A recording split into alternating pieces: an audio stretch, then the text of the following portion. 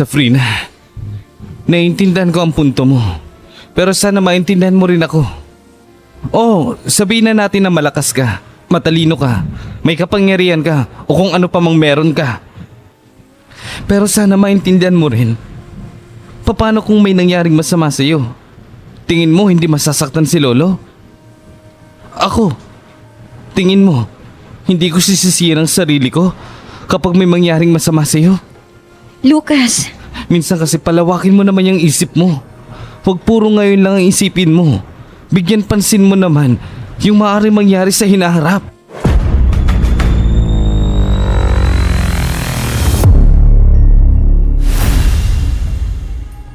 Hindi yata kayo nag-uusap madalas ni Lucas sa Frida. may ginagawa po kasi siya eh. Ayaw niyang paistorbo. Kayo po, Lolo. Gusto niyo po bang bumaba ng bayan? Nakita ko si Mang Esme kahapon. Kasama niya ang kanyang mag-anak. Gusto ko rin sana. Pero mas maganda nang manatili na lang ako dito. Hindi na muna ako lalabas at bababa ng bayan. Gusto ko rin magpahinga muna. Mabuti po yung naisip niyo. Kung gusto niyo po, sakyan natin si Takugami. Lumipad po tayo sa mataas na bahagi para makita niyo ang kabuuan ng Paspiria. Delikado sa Frida. Paano kung may makakita sa atin? Huwag na lang. Lolo, maingat po si Takugami. Matalas din ang pakiramdam niya. Nalalaman niya kaagad kung may ibang tao. Huwag na. Huwag na lang. Masaya na akong kasama ko kayo dito. Siguro saka na lang. Huwag muna ngayon. Kayo pong bahala, Lolo.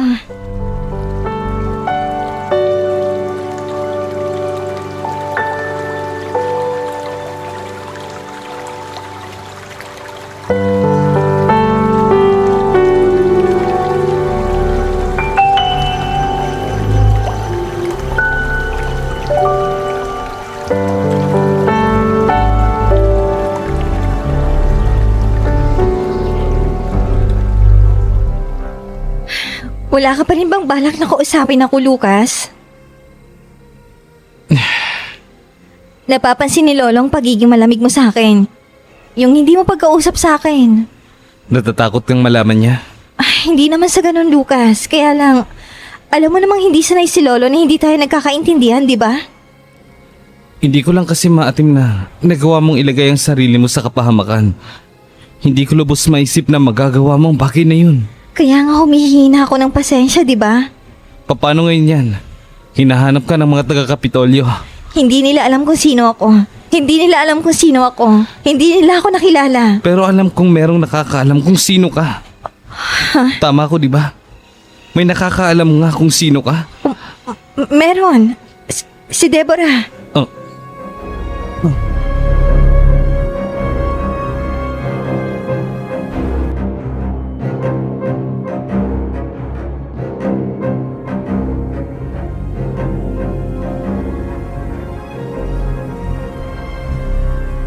Hindi pa rin natatagpuan ang tangbumaslang kay Conrad.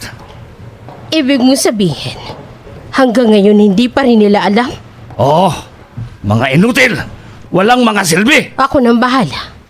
Aalamin ko kung sino siya.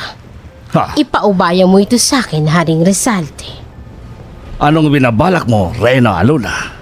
Basta ako nang bahala. Ako ang aalam kung sino siya. Ako.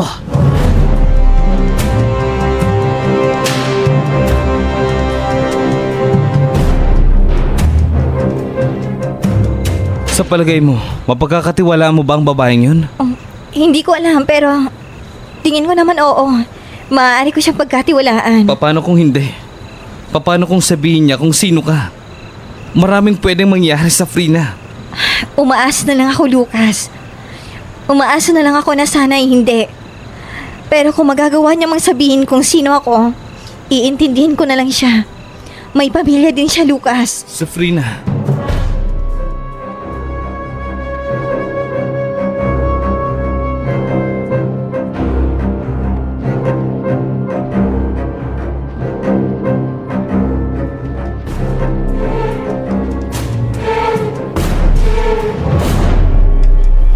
Narito na po sa mahal na Reyna. Magaling. Ha?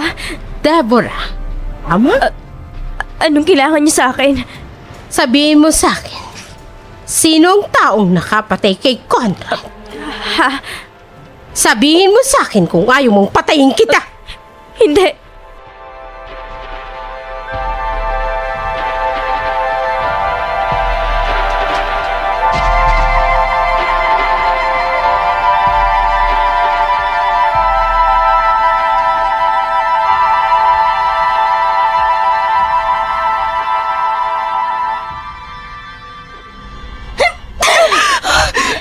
Sabihin mo sa akin, sinong pumatay kay Conrad? Kapag hindi mo sinabi sa akin, papatayin kita. Hindi. Hindi ka magsasalita. Hindi ka magsasalita. Hindi. Hindi ko siya kilala. Sinungaling! Ikaw ang may hawak ng listahan. Imposibleng hindi mo siya kilala. Sabihin mo sa akin, sino siya? Hindi. Iabot niyo sa akin ang espada ko. Ano? Ang dapat sa mga katulad nitong matigas, tinutuhog ang katawan ng ganito. Yan ang dapat sa mga katulad mo. Pwede! Itapon yung bangka niya sa patay na gubat.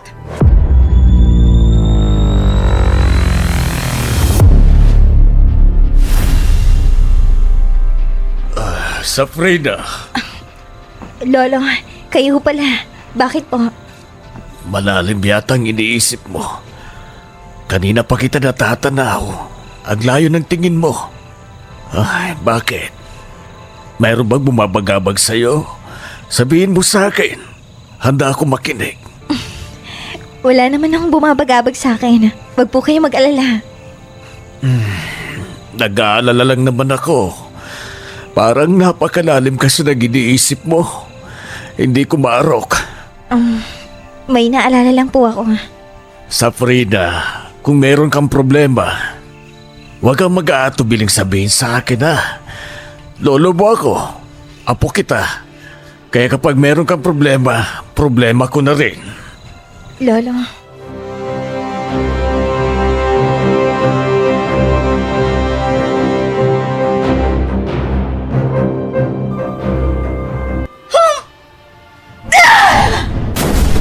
Reyna Alona! Ano bang nangyayari? Bakit bigla ka na lang nagpakawala ng malakas na enerhiya? Dahil yun sa inis ko, Haring Risante. Pinatay ko ng Deborah na yun. Wala naman siyang kwenta. Ayaw niyang umamin.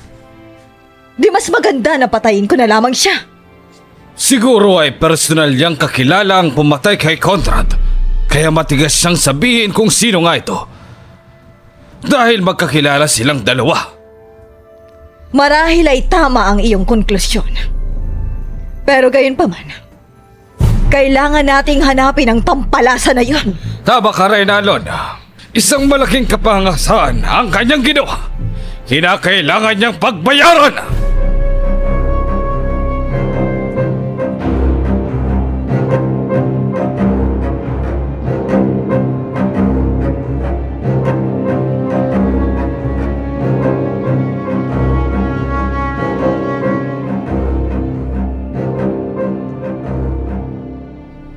Kung sakali man pong meron nga akong problema, kayo't kayo ang unang-unang makakaalam nun, Lolo. Handa akong tumulong po. Kahit hindi na ako kasing lakas ng dati. Handa kitang tulungan. Kayo ni Lucas. Kayo ang kayamanan ko. Lolo talaga masyadong madrama. Gusto niyo ho ba ipasyal ko kayo? Para naman makalanghap kayo ng ibang dapyo ng hangin. Hindi yung dito lang kayo sa bahay. Hindi po ba kayo nababagot? Ay, hindi naman. Tsaka, narito naman kayo. Kaya bakit pa ako mababagot? Mas maganda po na yung bumaba rin ho kayo ng bayan para makakita rin ho kayo ng panibagong tanawin. Hindi yung mga puno lang nakikita nyo, di ba po? Ay, wag na. Dito na lang ako sa bahay. Hindi ko na kailangan na lumabas pa. Kayo hong bahala, Lolo. Mabuti pa. Igawa mo ako ng panibagong tsa. Ubos na itong iniinom ko eh. Sige po.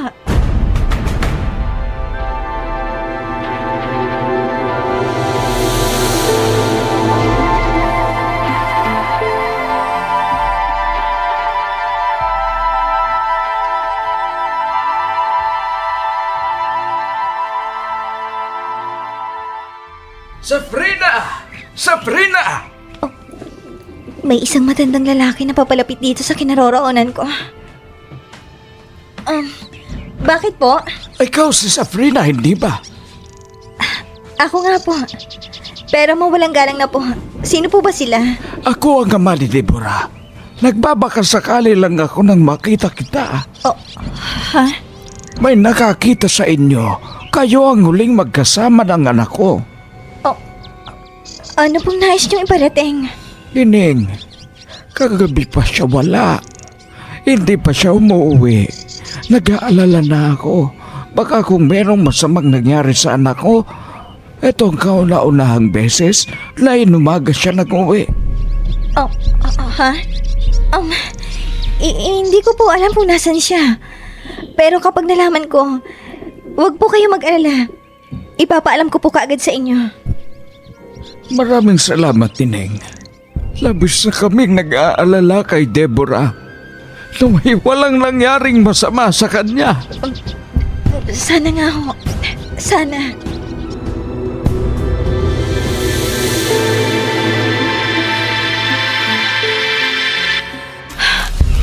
Nawawala si Deborah. Hindi pa siya nakakabalik sa kanila. Hindi kaya may masamang nangyari sa kanya. Baka kung sinabi niya sa Kapitolyo na ako ang pumatay kay Conrad. Hindi kaya... Ano, nakita niyo ba? Hindi po. Magsalita kayo! Nagkikilala niyo ba ang taong ito? Hindi po. Wala ko kaming nakikilala ganyan. Ano? Wala magsasalita sa inyo? Wala ba?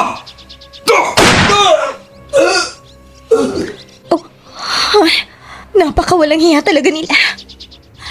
Binaril nila ng walang kalaban-laban ng taong yon. Kung ganon, hindi pa nila ako kilala. Marahil ay hindi pa ako ipinagkanulo ni Deborah. Pero kung ganon nga, nasan siya? Bakit hindi pa siya bumabalik sa kanila? Bakit?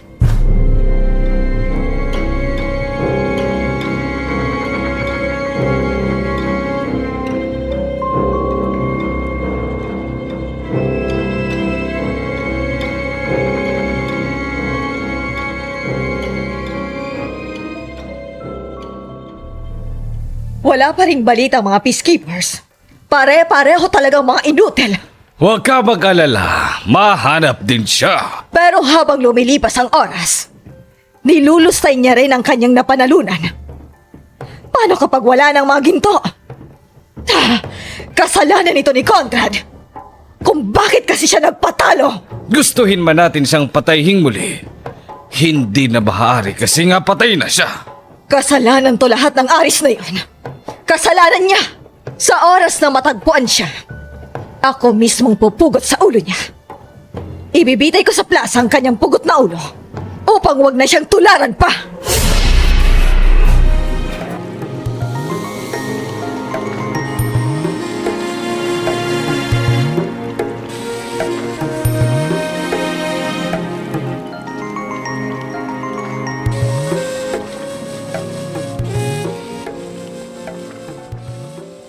Saan ka galing, Apo?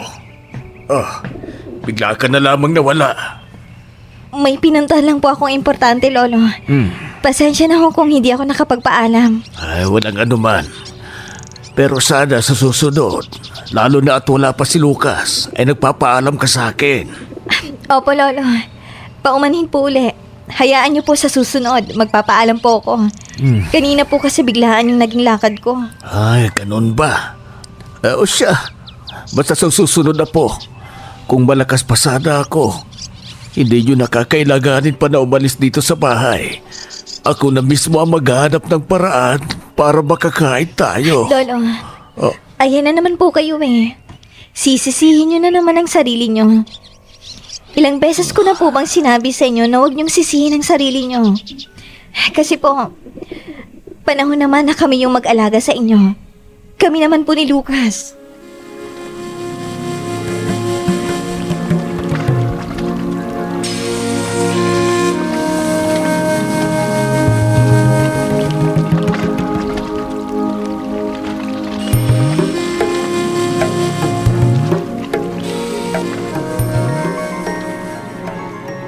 Sana walang masamang nangyari kay Deborah. Sana'y maayos ang lagay niya. Dahil kung hindi ko mapapatawad ang sarili ko. Hindi. Takugami, bakit? Nais mo bang umalis tayo? Gusto mo bang lumipad? Sige, lilipad tayo ng mataas na mataas. Tara.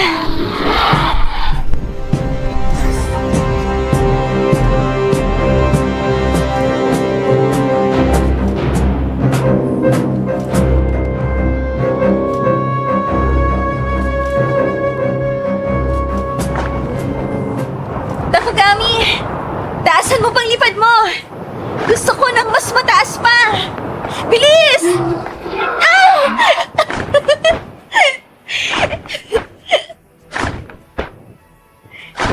Tanaw na tanaw ko dito ang buong paligid.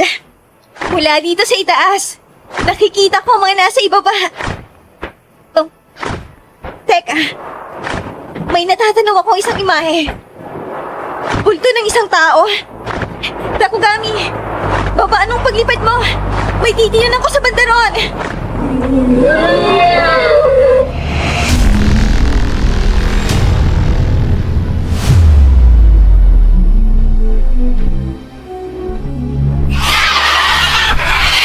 Nandito na tayo. Ayun ang nakita ko mula sa itaas. Dahan-dahan akong lalapit. Kinakabahan ako. Sino kaya siya? Narito na ako. Oh. Hindi. Hindi totoo to. Si Deborah. Si Deborah. Nakadilat ang kanyang mga mata at nakatuhog sa katawan niya ang isang mahabang